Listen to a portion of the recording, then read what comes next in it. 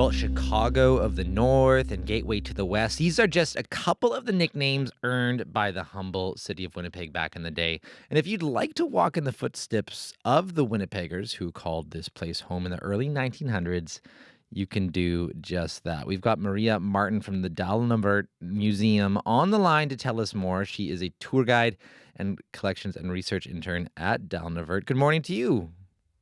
Good morning. Hi. Hi. So give us a rundown of this walking tour you're putting on. Yeah, so the Poverty and Prosperity Walking Tour is a walk from Alloway Archway to the Dalnavert Museum.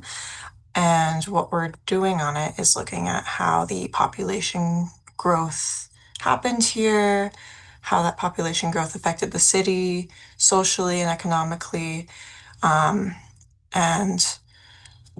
it's interesting to see. It's not often stuff that people discuss, I find. A lot of people overlook certain parts of history, especially the beginning of it and the foundation that was not necessarily the most equal, because half of the city was prosperous and beautiful, and then there's another half of the city that historically, since seems like the dawn of time here when the city was starting to grow, was more of an underbelly that wasn't necessarily worked on. So on this tour, we talk about both, and mainly while walking down Broadway, it would be a full day tour if we were going all around the city. But we talk about both and look how that affected the city and where we get to now. Mhm. And what did that kind of tension between poverty versus prosperity look like specifically here in Winnipeg? What made it, uniquely Winnipeg? Um, that's a good question. What made it uniquely Or I Winnipeg? guess what was the makeup of, what caused the prosperity here, and what kind of caused the poverty here as well? Like, what was the makeup of the people? Let's start with the people who were prosperous. What was The the makeup of them? prosperous, yeah. The makeup of them seem to be mostly people, I mean, with wealth and revenue coming not just from like settlers from Europe originally that started to come and make things here, like at forts, like people from the Hudson's Bay Company and the Northwest Company, and lords that occupied land here. But then eventually, when the city started growing, it started to become rich bankers and lawyers and businessmen moving from Toronto and better parts of BC that moved here because there was this big, bold, bright future. We were on par with like New York and Chicago at the time, and we were actually supposed to be bigger than Toronto. That's why people from Toronto were moving here. But that was all before the Panama Canal hit.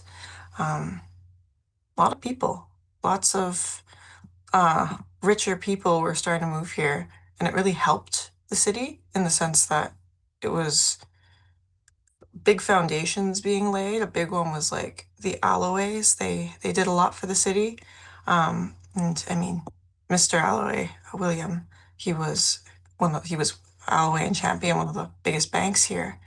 Um, and his wife, they both, I mean, helped out a lot. But as opposed to like the poverty side, a lot of it was more so penniless immigrants coming to move here when the Canadian government was trying to lure people to Canada, especially to the prairies, looking for farmers and field workers primarily, and trades workers and businessmen occasionally.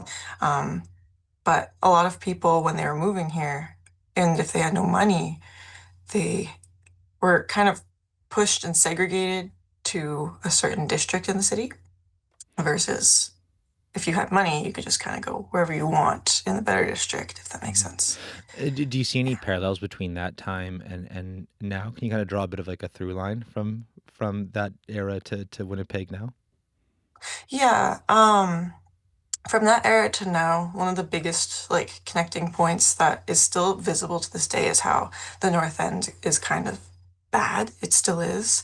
But even since the beginning, it's always historically been necessarily not so great place, which is unfortunate. Because at one point in time, it was actually like festered in disease and pollution, because it was so overpopulated in that area. Because it was actually dubbed the foreign quarter, and it's where they just kept putting immigrants with little income, no income, and of a lower class were put there to live, as opposed to how like Broadway was. and Broadway was one of the most expensive districts. And then when we think about that now, one of the most expensive districts, not a lot of people think Broadway because it's more so middle class that occupy that space. People now think of like Wellington. Wellington was also an area that richer classes started occupying when Broadway got really full and the city started developing more and more. But Wellington still carries that weight because it still has prosperous living on it to an extent versus Broadway. It's not as much so anymore. Mhm. But Mhm. it's you can still see it. We still have some traces in that area of Mhm. old homes from that time. Like the Dalnavert's a good example. Mhm. And there are a few left in there, but now I feel like most of the ones left are now like law office buildings for private law practices. So that's one of the reasons why people miss the Dalnavert because it's similar and there's if you don't walk up to it, it's like it's just another house in the area that probably has a business running out of it Mm. that's not necessarily public, but this one's public. Mhm. We can still see it, which is a good example of a home during the time because it was beautiful. I Mhm. mean, those people love their craftsmanship. Mhm.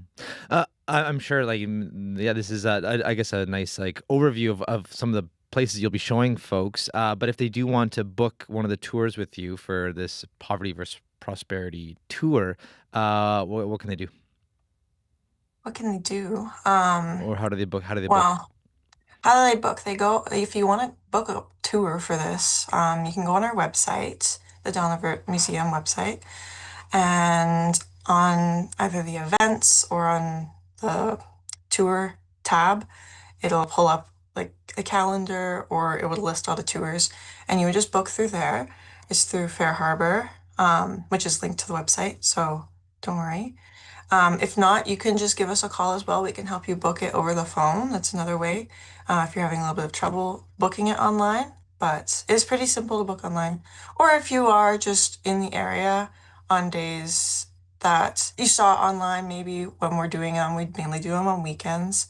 Um, and you're just around. If you want to do a walk up, that's totally awesome Oh, and good. available. We usually allow 15 people on the tour, and we've had about the average about 8, so there's always Mhm. space to welcome more people. So if you're ever doing nothing on an afternoon and it's on a weekend, come on down. Great. Yeah. Well, Maria, thanks so much for your time and all the best with the tour. Yeah, thank you so much.